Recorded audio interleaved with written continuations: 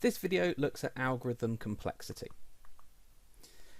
Now there's loads of different ways that we can write programs that produce exactly the same result. But what's important to recognise is that the way in which a program is actually written could be considered as important as the solution that it provides.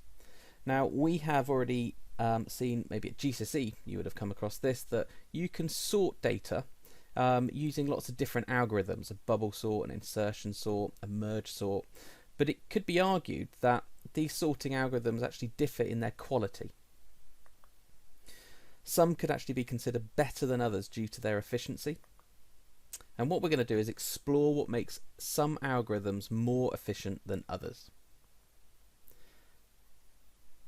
Now what we could do if we wanted to see how good an algorithm is, we could actually base that on how long it takes to execute. Now the problem with simply measuring the time in which it takes an algorithm to complete is that computers, their processing power is getting better and better year on year. So if you're actually going to compare an algorithm's performance one year to the next, then your comparisons aren't going to be really that valuable, that useful.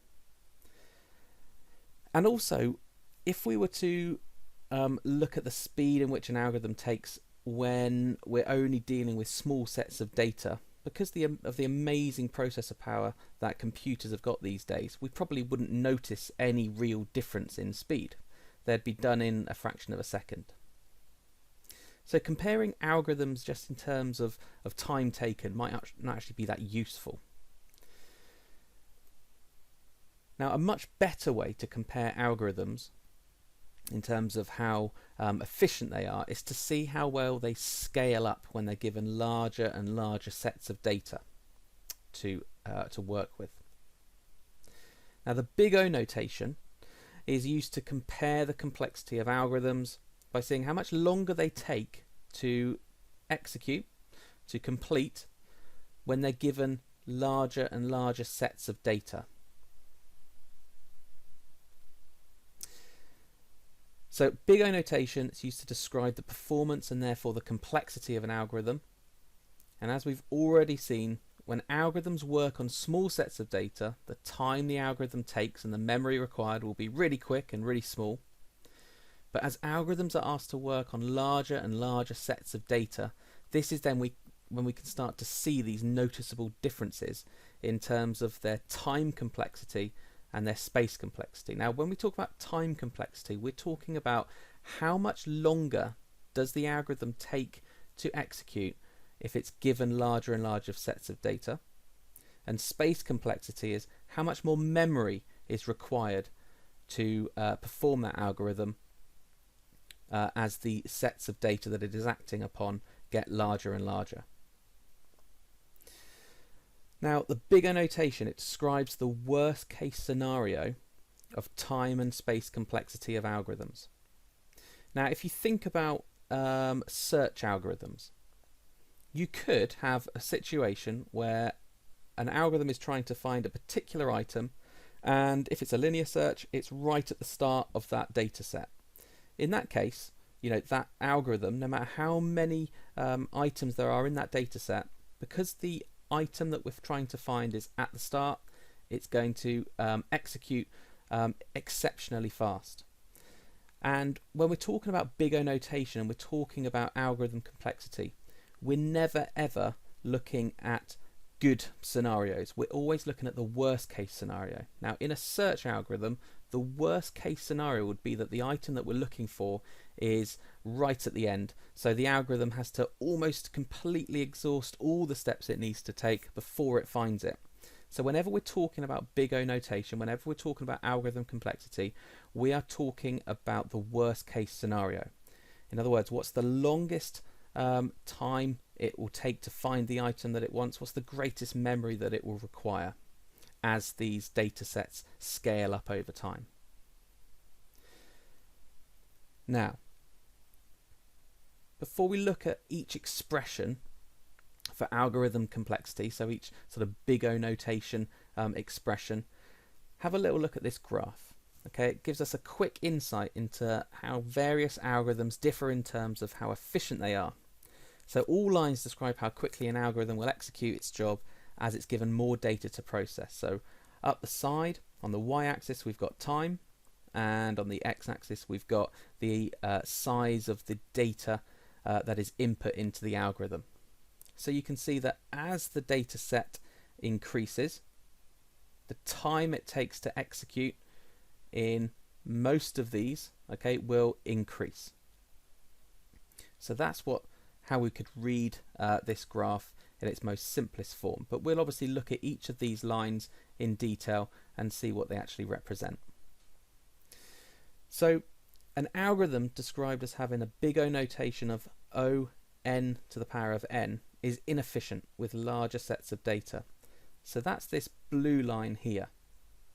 So this blue line represents the big O notation of O n to the power of n.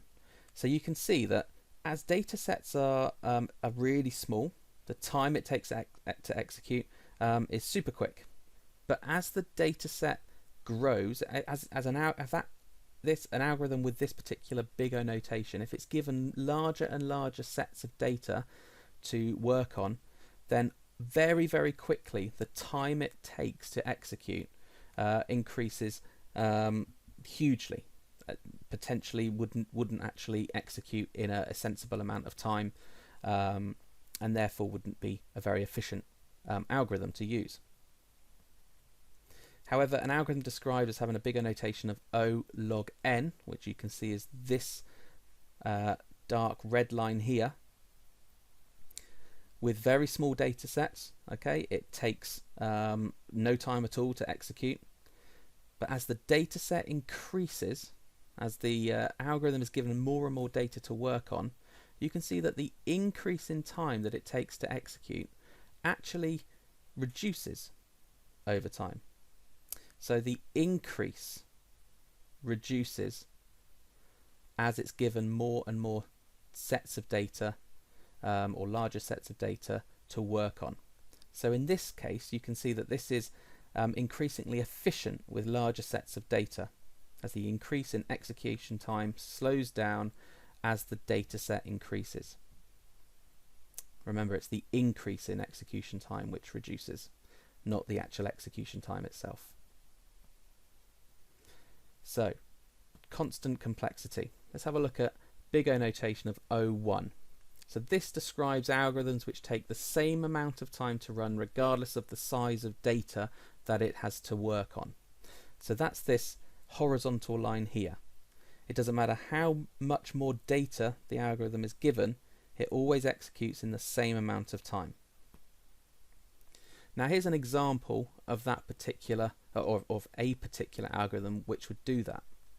So here we've got a list, and it's got some values in it, and what we're trying to do is we're going to return whatever's in a particular position of that list. So in this case we're saying what is at position 5. It will have a look in the list and it will return the item that is in position 5. So it doesn't matter whether there's 7 pieces of data in this list or whether there's 7 billion pieces of data in the list. This algorithm will always just grab the 5th item and print it to the screen. So in that case, in that instance, you can see how this is having an algorithm, big O notation, sorry, of O1. It's a constant complexity. Doesn't matter how big the data set is, it's always going to execute in the same amount of time. So now let's look at linear complexity.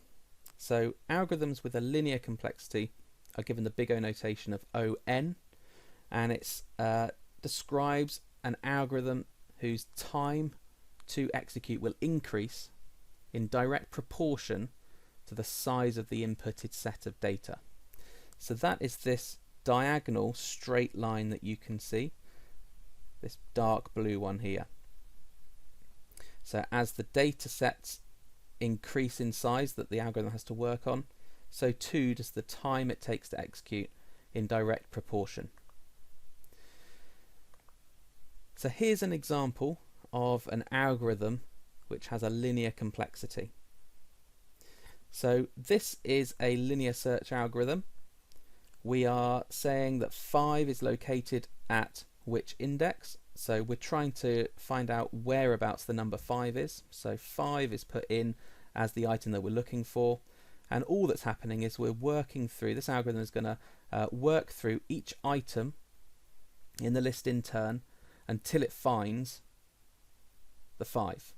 So the index of x is incremented from 0 to 1 to 2 to 3 to 4, so it's looking at each item in that list in turn, and the moment it finds the value that we are looking for, which is a 5, it's going to stop and it's going to return that index. So it would go through, and when it gets to 5 it will return the index, which is 9. It's at the 9th position. So what you can see here is that if we were to scale up this set of data to have 1 billion items, in the worst case scenario it will have to do 1 billion comparisons. It'll have to search through 1 billion items until it finds the item that it wants. So as the size of the data set increases, so too does the time it takes to execute in direct proportion. So it says here, as you could imagine, the item being searched for could be at the start regardless of the size of the data set, and so it could be argued that there are instances when this algorithm will execute quickly.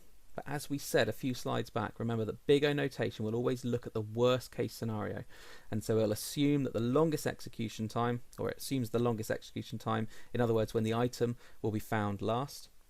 So as this linear search, as the data set increases, so too will the search time in direct proportion.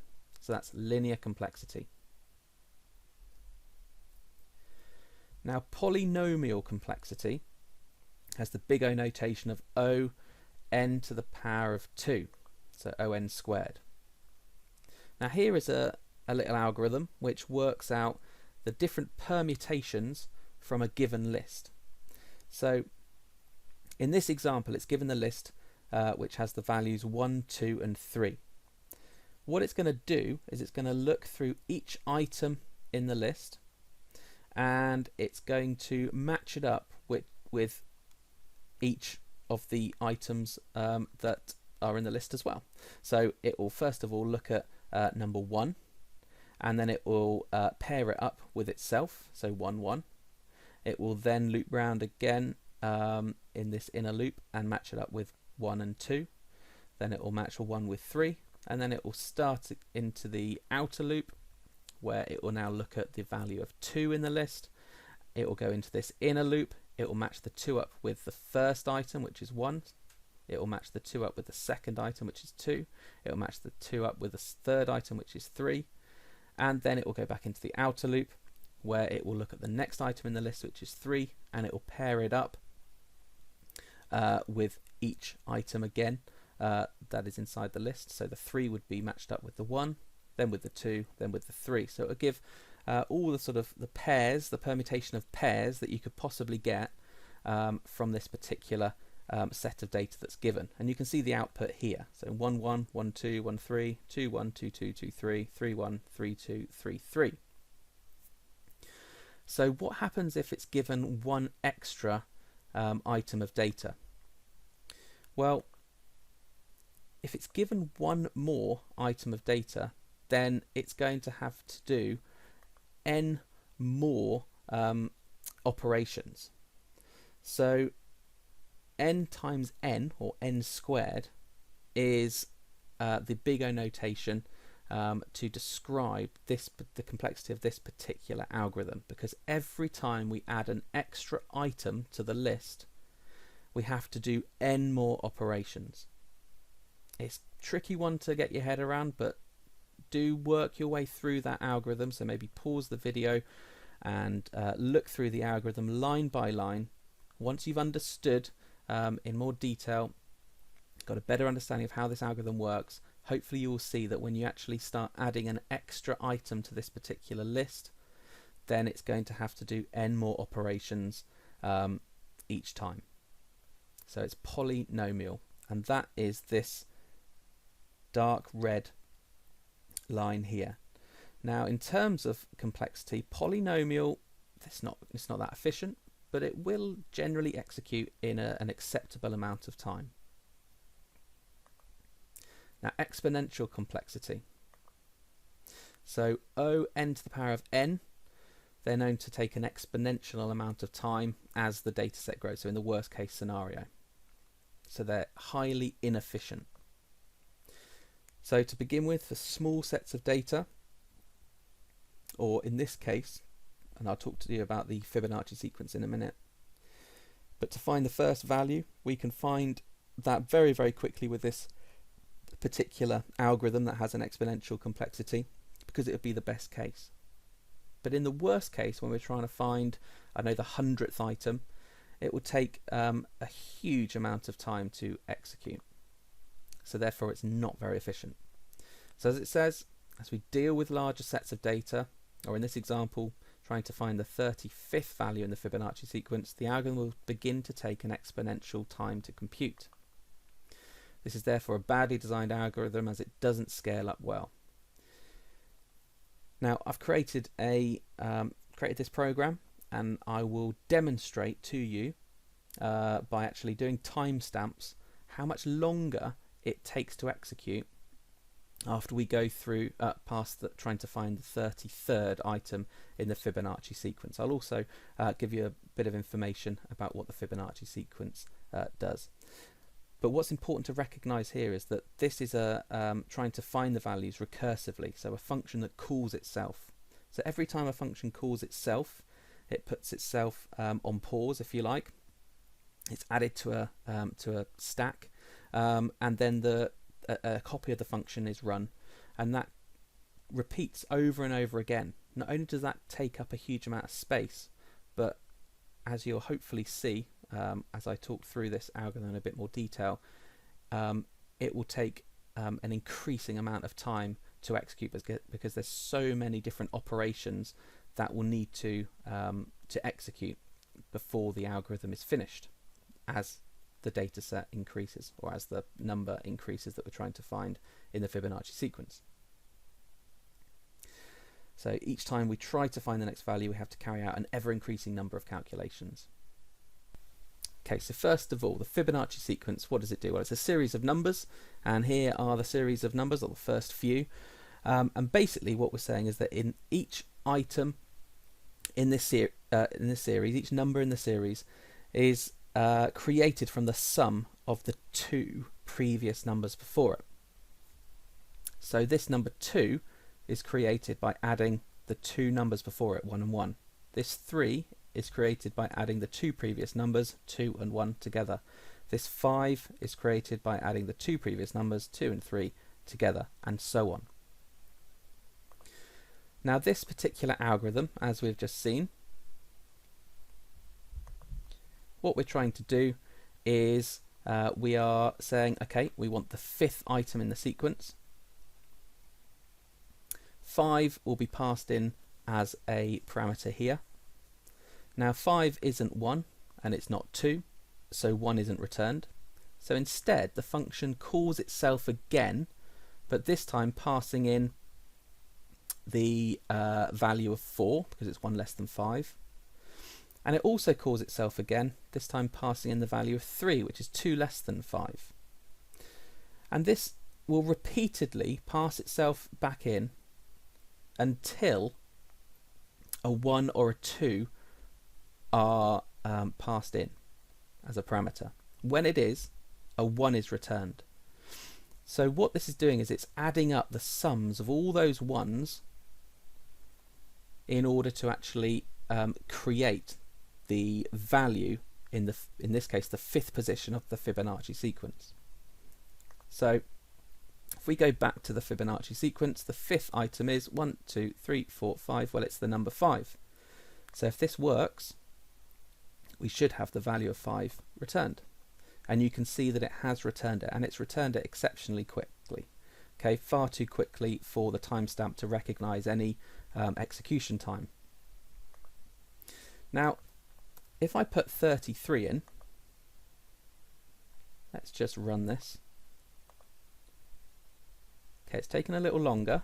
You can see it took 1.8 seconds to execute, and it's found it. It's found the 33rd item in the Fibonacci sequence, which is 3,524,578. So that's been 1.8 seconds to execute. Now if I just up that by 1, we'll start to see differences in the execution time. So that took 2.4 seconds to execute. Let's do 35 and run that.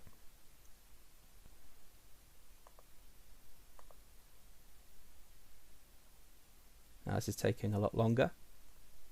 So that's 4.3 seconds. Now if I go up by 2 now to 37 and I run that externally, let's see how long this takes to execute.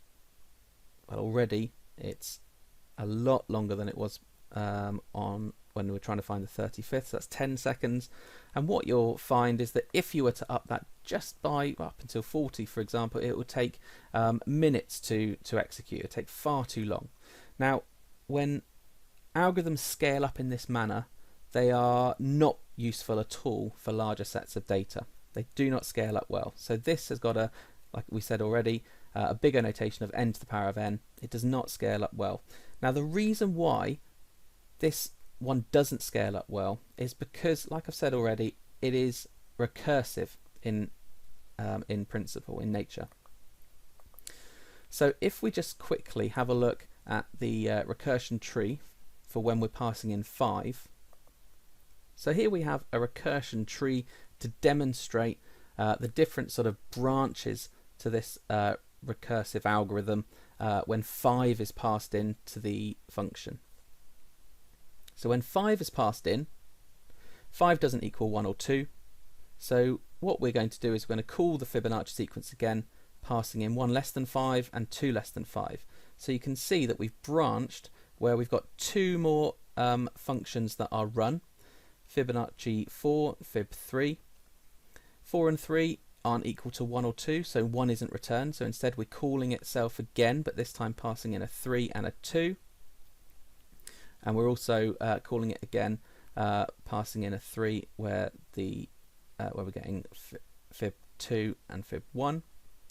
Now at this case, Fibonacci or Fib 2 will return a 1, so that doesn't carry on any further. Fib 2 here doesn't carry on any further. Fib 1 doesn't carry on any further. So they both result in 1 being returned and added together to make 3 at this case. This one, Fib 3, well, 3 doesn't equal a 1 or a 2, so it calls the function again, passing in a 2 and a 1. At this point, n is equal to 2 or 1, so they both return 1. So it returns 1, 1, 1, 1, and 1. It adds it all together to make 5, and 5 is the 5th value in the Fibonacci sequence. But the point is that you can see here that just for the value of 5 being passed in, there's 1, 2, 3, 4, 5, 6, 7, 8 function calls. And if you were to add that a 6 into the Fibonacci sequence, if you're trying to find the 6th value, the amount of function calls is going to increase hugely again. And every time we're trying to look for 1 extra value in the Fibonacci sequence, we are increasing the number of function calls well, exponentially. Okay, and that's why this is not a very efficient algorithm. Okay, so let's have a look at logarithmic complexity. So that's O log n down here, and it's this red line that curves. Now I did say this was an efficient algorithm, highly efficient algorithm, so let's have a look at this in a bit more detail. So O log n algorithms, very efficient.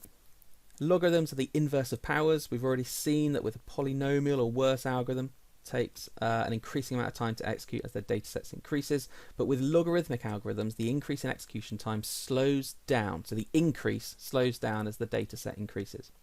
And this can be demonstrated with the principles of divide and conquer from a binary search algorithm. Now remember, back at GCSE and also work that you will be doing in A-level, binary search algorithms, this is where we have a set of data that's in order, and we go to the middle of that set of data, and we if we're looking for a particular value, we can see whether the value that we're looking for is there in the middle, or if it's less than that particular middle value or greater than that particular middle value. If it's less than or greater than, then we can half the data set that we are looking in. And we can repeatedly do that, repeatedly half the data set until we find the item that we're looking for. Now, because we're halving the data set on each loop, as the data set increases, the time taken to execute the algorithm increases in a logarithmic way. So the actual time it takes to, the increase in time reduces as the data set increases. So what? Well, when we're designing algorithms, if we ever create an algorithm that is worse than polynomial, so in other words exponential, or n to the 3 for example, into a value that's not 2, then those algorithms, when they scale up, they're just not going to execute in a sensible amount of time. Okay, they're going to be intractable problems. Whereas tractable problems are ones that are solved in a sensible amount of time, and all these big O notations, n squared, n, square root of n, log n, and 1, these are all algorithms that are they're okay, they're efficient enough. So realistically, only polynomial algorithms are better, are fast enough to solve real world problems.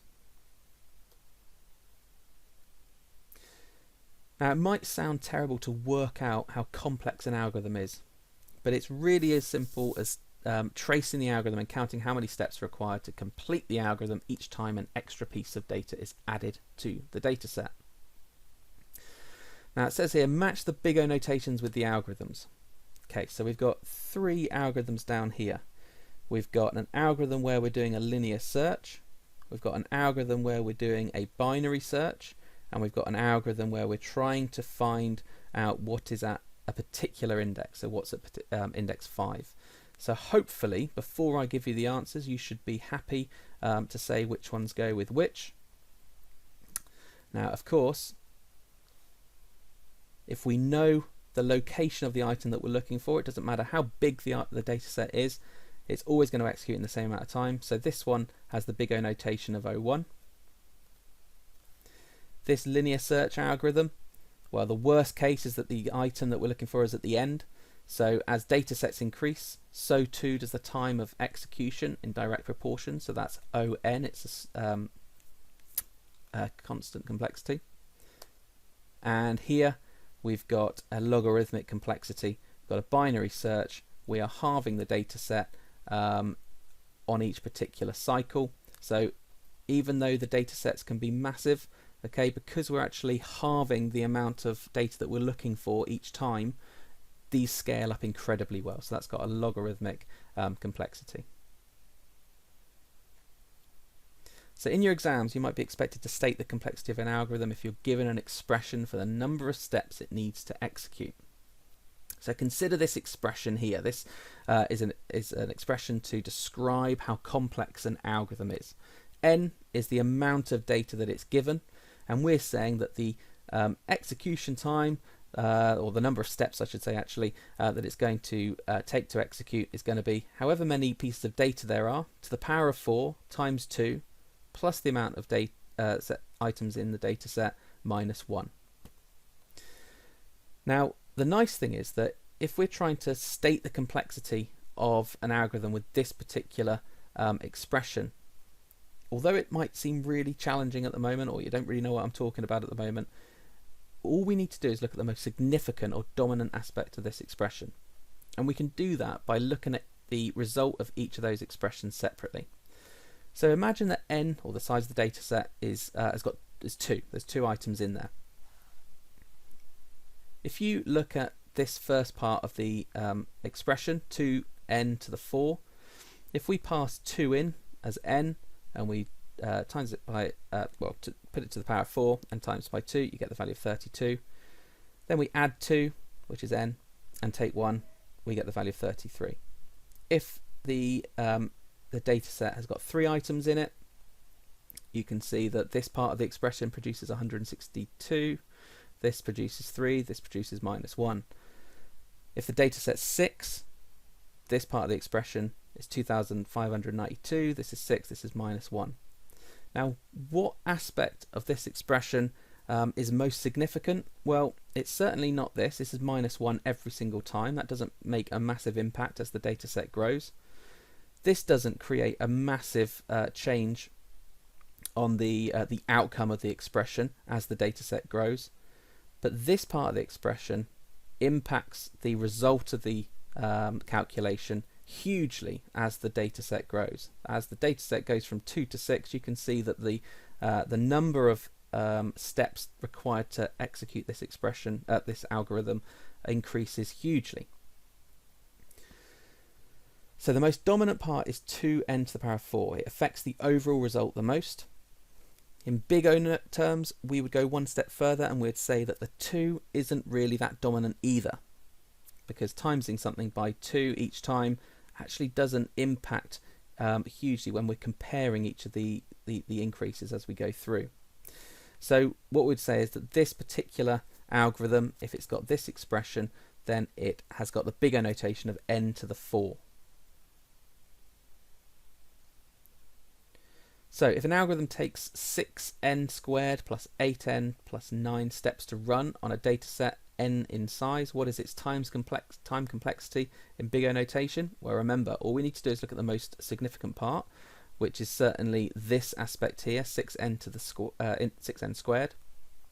However, timesing it by 6 isn't actually adding too much to it. So what we'd say is that n squared is the most dominant part. So this has got a big O notation of O(n squared).